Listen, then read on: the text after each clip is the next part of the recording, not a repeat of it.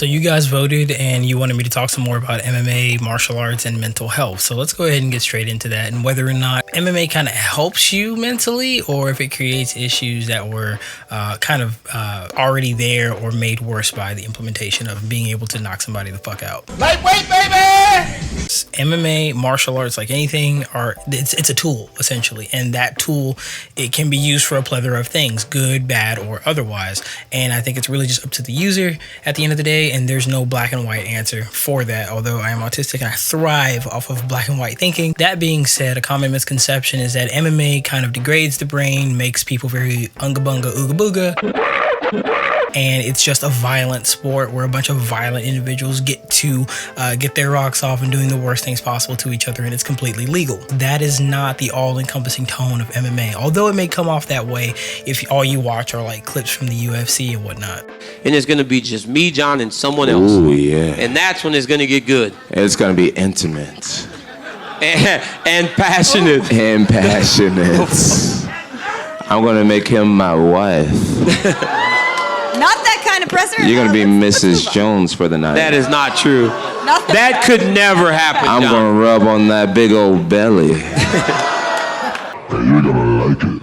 Yes, you will. When it comes to the functionality of one's mental state and how that plays into martial arts, a lot of times people walk into the sport with a sense of ego. That's not to say every single person that does martial arts thinks that they're going to be the next John Jones You're gonna like it. or Conor McGregor or Ronda Rousey, but most people walk into the sport thinking that they know what they're doing and they get humbled very quickly. It's from this point of divergence that you get your competitors, your champions, and your future prospects, or you get your hobbyists or insolent children who don't understand how to handle failure and adversity. Mixed martial arts in and of its whole tries to break you down and create something new from what was destroyed. Whether or not that is something good or bad, again, is up to the individual. As MMA, martial arts, those are just the tools to be implemented by the person, and their intentions play a bigger role than anything else. I could be a totally shit person, decide to go do jujitsu, might become a better person, might be an even shittier person that knows how to put your shoulder behind your ear, but I can't blame jujitsu either way. However, I do feel like blame of individuals getting more power and access to harming other individuals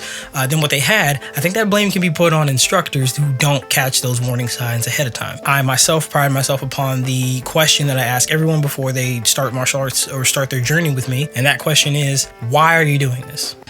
Why are you doing this to us?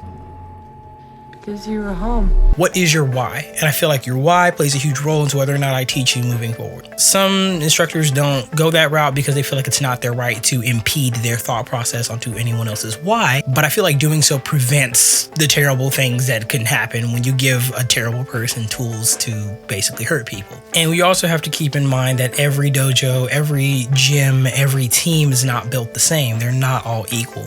Some gyms are genuinely just full of thugs that just want to beat the ever-loving shit out of each other and call it a day. Some gyms promote a healthy environment that are actually trying to push you physically and see where you want to go, break you down to your rawest parts, and create something beautiful and brand new and truly strong and stronger than what you were. Figuring out which gym you're going to is probably the most important part of your journey before you worry about what kind of style you're learning, how far you want to go with it, if you're getting belts and rankings, things of that nature. I wouldn't even worry about competing before you understand why it is you're putting on those gloves. So to kind of dial everything back to the core part of the conversation, is MMA good for your mental health? Yes, if you allow it to be. Again, it is a tool in a box of many other tools, and it's up to you to utilize it appropriately to the task at hand. However, if you're somebody who is trying to use MMA as an outlet to hurt people, to get your anger out, and to vent physically, yes, that's kind of good, but not really if that's your only intention, because eventually